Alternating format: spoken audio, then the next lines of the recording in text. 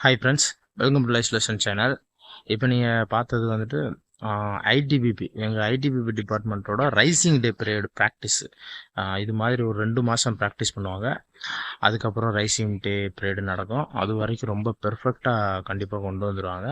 So இந்த மாதிரி rising டேயில் பார்ட்டிசிபேட் பண்ணுறவங்க இது ஒரு கிட்டத்தட்ட 8 பிளாட்டூன் வரைக்கும் இந்த ரைசிங் டே பீரியடில் போவாங்க. இதிலிருந்து ஒரு பிளாட்டூன் செலக்ட் பண்ணுவாங்க.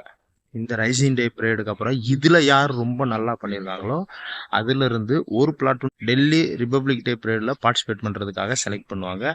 அந்த ஒரு பிளாட்டூன் அவங்க வந்துட்டு கிட்டத்தட்ட டிசம்பர்லேருந்தே டெல்லியில் போய் எங்கே ரிப்பப்ளிக் டே பீரியட் நடக்குமோ அந்த இடத்துல டெய்லி நைட்டில் ஒரு கிட்டத்தட்ட ஒரு 3 மணிலேருந்து காலை ஒரு 7 மணி 8 மணி வரைக்கும் ப்ராக்டிஸ் கொடுப்பாங்க. ஸோ இந்த மாதிரி தான் ரிப்பப்ளிக் டே பீரியடுக்கெலாம் செலக்ட் பண்ணுவாங்க ஒவ்வொரு ஃபோர்ஸில் இருந்துமே.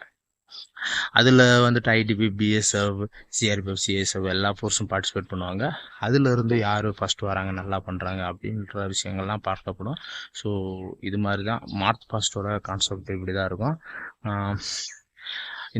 எங்களோட இந்த ரைசிங் டே பீரியடில் இந்த மார்ச் பாஸ்ட் மட்டும் இல்லை, இன்னும் மற்ற டெமோலாம் இருக்குது.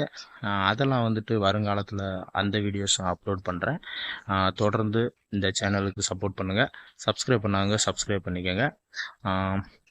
மீண்டும் இது போன்ற அடுத்த வீடியோவில் உங்களை சந்திக்கிறேன். நன்றி, வணக்கம்.